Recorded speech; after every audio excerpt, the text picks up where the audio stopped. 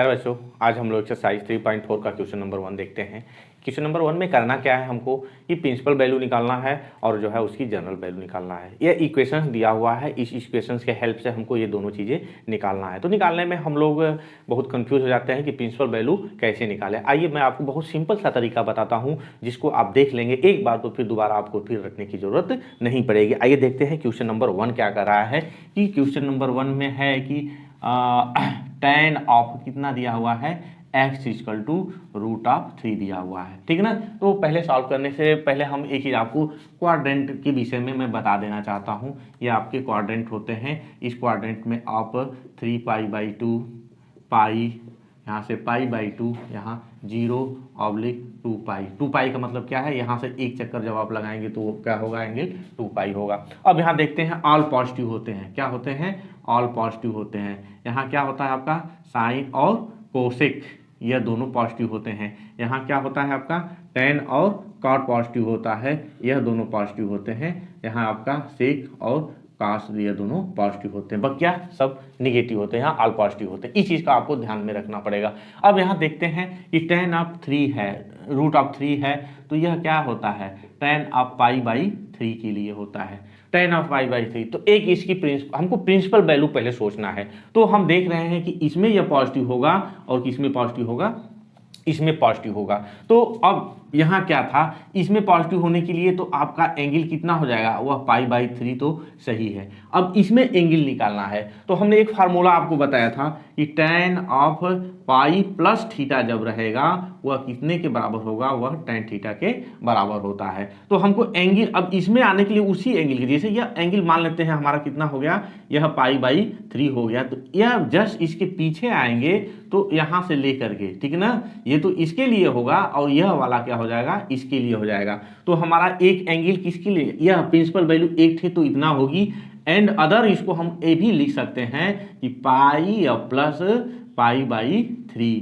तो यहाँ से कितना हो जाएगा, tan ऑफ π/3 एक थे और एक थे कितना हो जाएगा, tan 3 1 करेंगे तो कितना हो जाएगा 3, यानी कि 4π/3। यह दो एंगल, यानी कि इसके जो है प्रिंसिपल वैल्यू कितनी होगी। पहले ये नहीं पूछा है कि फाइंड द प्रिंसिपल सोल्यूशन, तो इसका प्रिंसिपल सोल्यूशन कितना होगा, प्रिंसिपल सोल्यूशन इसका होगा कितना, एक आएगा π/3 और एक कितना आएगा 4π/3 आएगा इसके जो है। लेकिन इसमें अब जो सबसे छोटा है, छोटा कौन है, π/3 है कि 4π/3 है, π/3 है। तो अब tan का तो हम जानते हैं कि हमने क्या देखा था कि tan of x equal to कितना था, tan ऑफ y था। तो इसकी जनरल वैल्यू कितनी आती थी, n π + y और n बिलोंगिंग्स टू इंटीजर्स आता था। तो अब इसका क्या हो जाएगा, इसका जो है जनरल सोल्यूशन कितना हो जाएगा, इसका जनरल सोल्यूशन हो जाएगा x इक्वल टू n π और y की जगह पर हम जो मिनिमम प्रिंसिपल वैल्यू है वह कितना है, π/3 है। यही क्या हो जाएगा, इसका जनरल सोल्यूशन हो गया। क्या हो गया, जनरल सोल्यूशन हो गया। क्लियर हो गया होगा, ठीक है ना। तो हम पहले मेन चीज हमारा क्या है, प्रिंसिपल सोल्यूशन निकालना। तो प्रिंसिपल सोल्यूशन में दो आंसर्स आएंगे, एक π/3 आएगा, एक 4π/3 आएगा। इसमें से जो होगा, अब जो मिनिमम होगा उस मिनिमम को रख करके इसको हम लोग क्या करेंगे, सॉल्व करेंगे। तो ये रहा आपका tan of x equal to √3 के लिए था। आइए हम दूसरा क्वेश्चन देखते हैं। दूसरा क्वेश्चन क्या है, दूसरा क्वेश्चन भी इसी तरह से है कि सेक ऑफ x है। दूसरा क्या है आपका कि sec of x equal to 2 है। तो हमने आपको क्या बताया था कि जब भी हम जो है प्रिंसिपल वैल्यू और जनरल वैल्यू निकालते हैं तो साइन के निकालते हैं, कास के निकालते हैं और किसके लिए निकालते हैं, tan के निकालते हैं। तो इसको कन्वर्ट कर लेंगे, यह सेक दोनों, क्योंकि सेक और कास दोनों के लिए वैल्यू सेम होती है। तो सेक ऑफ x है तो इसको 1 में सेक ऑफ x लिखेंगे तो 1/2 हो जाएगा, यानी कि cos of x equal to 1/2। अब देखिए किसके लिए यह 1/2 होगा, किस वैल्यू किसके लिए, हम अब दो चीजें हैं, हम देखते हैं कि यह कहाँ कहाँ पर ये क्या दिया हुआ, पॉजिटिव दिया हुआ कि नेगेटिव दिया हुआ है। सिंस ये पॉजिटिव है तो अब इसमें पॉजिटिव होगा और किसमें पॉजिटिव होगा, इसमें पॉजिटिव होगा। तो अब हम पहले इसके प्रिंसिपल वैल्यू के लिए देखते हैं कि प्रिंसिपल वैल्यू के लिए हमको क्या करना पड़ेगा। तो यहाँ से हम देख रहे हैं कि यह क्या है आपका, यह हो सकता है कास ऑफ, अब हाफ आया है ना तो किसके लिए होगा, cos π/3 के लिए होगा, ठीक है ना। और cos π/3 के लिए होगा, यानी कि इधर क्या है आपका, यहाँ से यह π/3 3 हो गया। cos 60 डिग्री की वैल्यू कितनी होती है, वह जो है कि हाफ होती है, ठीक है ना। अब देखते हैं और कहाँ यह होगा। अब इस वाले में भी होगा, तो इस वाले में इसको निकालने के लिए हम क्या करेंगे कि हम या तो इसको ऐसा भी कर सकते हैं कि -π/3 लिख सकते हैं, आइदर कितना लिख सकते हैं हम 2 इसको लिख सकते हैं, और इसको cos ऑफ 2π - π/3 लिख सकते हैं। तो कितना हो जाएगा, cos ऑफ 5π/3 हो जाएगा, ठीक ना। तो अब यहाँ आपको कितनी इसकी प्रिंसिपल सॉल्यूशंस इसका जो है जनरल इक्वेशन अभी नहीं हमको देखना, हमको क्या निकालना है, प्रिंसिपल सॉल्यूशन निकालना है। तो इसका प्रिंसिपल सॉल्यूशंस कितना हो जाएगा, प्रिंसिपल सॉल्यूशन होगा इसका 2 वैल्यू होगा, कौन कौन, एक आएगा हमारा π/3 और एक क्या हो जाएगा 5π/3 हो जाएगा, ठीक है ना। तो 5/3 का मतलब समझ रहे हैं किसमें होगा, यह चौथे वाले में होगा, और इसमें कहाँ होगा, यह पहले वाले में होगा। तो कास वाले के केस में आपने क्या देखा था, आपने जो है इसकी जनरल वैल्यू क्या देखी थी। अब इसका जनरल सोल्यूशन, तो हम जनरल सोल्यूशन कैसे निकालेंगे, since cos of x equal to cos of y रहता था, तो x equal to 2nπ plus minus y लिखते थे, ठीक ना। इसलिए इसकी जनरल सोल्यूशन कितना हो जाएगा 2nπ और प्लस माइनस y की जगह कितना π/3। इसके लिए फॉर ऑल n बिलोंगिंग ना, n कहाँ बिलोंग करेगा, आपका इंटीजर में बिलोंग करेगा। तो यह क्या हो गया, अब यहाँ रखते चले जाइए n इक्वल टू आप क्या रखिएगा, तो और एक वैल्यू हो गई, और दूसरा भी हम लिख सकते हैं, दूसरे के लिए 2nπ और प्लस माइनस 5π/3, इसको भी हम लोग लिख सकते हैं। तो ये हमारा रहा क्वेश्चन नंबर 2। आइए इसका हम लोग थोड़ा सा आंसर भी देख लेते हैं। आंसर क्या कह रहा है कि 3.4 है ना, तो 3.4 में आइए हम लोग थोड़ा सा देख लेते हैं, ठीक है। 5π और इसकी जनरल वैल्यू 2π है, ठीक, कोई दिक्कत नहीं है, ठीक है ना। आइए हम लोग अगला क्वेश्चन देखते हैं। अगला क्वेश्चन क्या कह रहा है, किसके लिए निकालना है, क्वेश्चन नंबर 3 है। क्वेश्चन नंबर 3 का दिया है कि cot ऑफ x, ठीक, cot of x equal to कितना है आपका -√3 है। तो अब इसको हमको सोचना है, क्या सोचना है, अब इसको काट है तो इसको हम पहले कन्वर्ट करें tan में, तो tan of x equal to minus यह हो जाएगा। अब हम लोग देखते हैं कि यह माइनस कहाँ कहाँ हो सकता है, किन किन केसेस में माइनस होगा। तो पहले में तो माइनस नहीं होगा, और तीसरे में भी माइनस नहीं होगा, किसमें होगा, इसमें माइनस होगा और इसमें माइनस होगा, ठीक है ना। तो हम इसके विषय में आगे सोचते हैं, क्या सोचेंगे, अब इसमें हमको ले जाना है, ठीक है ना।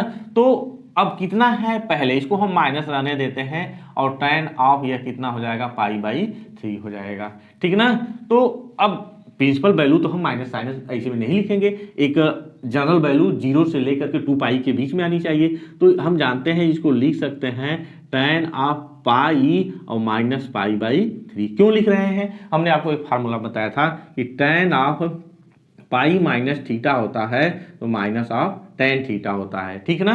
और एक चीज़ और है, वहाँ से लिख सकते हैं 2π माइनस थीटा, जब भी लिखेंगे तो वह भी कितना होगा tan ऑफ थीटा होगा। तो इसकी 2 प्रिंसिपल वैल्यू हम निकाल सकते हैं, एक इससे निकालेंगे और एक इधर हम tan ऑफ 2π माइनस π/3 भी लिख सकते हैं। 2π माइनस π/3 यानी 2π पूरा यहाँ से π/3 करेंगे तो यह फोर्थ में पड़ेगा और यह निगेटिव हो जाएगा। तो कितना होगा यह tan ऑफ 2π/3 और यहाँ से tan ऑफ 3 दूनी के 6 यानी कि 5π/3, यह 2 वैल्यू। तो प्रिंसिपल वैल्यू इसकी कितनी हो जाएगी, प्रिंसिपल वैल्यू इसकी 2 होगी ना, कितना कितना 2π/3 और एक 5π/3 हो जाएगी। तो अब इस प्रिंसिपल वैल्यू के अकॉर्डिंग हम जानते हैं क्या कि tan of x equal to tan of y होता है, तब x इक्वल टू n π और plus y n belongings to integers, ठीक है ना। तब हमारा जनरल सोल्यूशन कितना हो जाएगा, यस इक्वल टू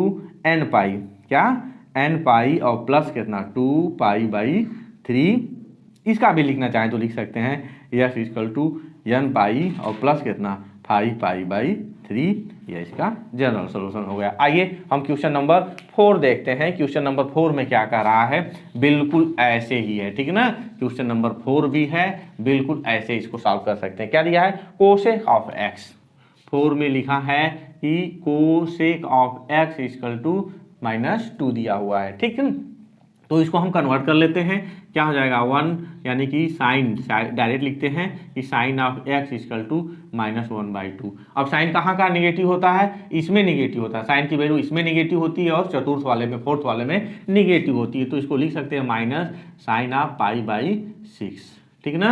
अब लिखें दोनों वैल्यू के लिए, तो साइन ऑफ पाई और प्लस π/6 और क्या मिलेगा साइन ऑफ 2π माइनस π/6। समझिएगा इसको, यह किस में जाएगा, यह तीसरे वाले में जाएगा और 2π में से π/6 घटाएंगे तो यह चौथे वाले में जाएगा, ठीक है ना। तो अब यहाँ से कितना हो जाएगा साइन ऑफ 6 7 π/6 और यह कितना हो गया 6×12, तो यह हो जाएगा साइन ऑफ 11 π/6 हो गया। तब इसकी प्रिंसिपल वैल्यू कितनी आएगी, यहाँ से 7 π/6 आएगा और 11 π/6 आ जाएगा। तो अब साइन के लिए क्या था, साइन के लिए जनरल वैल्यू हमने यही बताया था साइन x इक्वल टू, अगर साइन ऑफ y है तो x equal to n x plus -1 to the power n y, यही बताया गया था ना।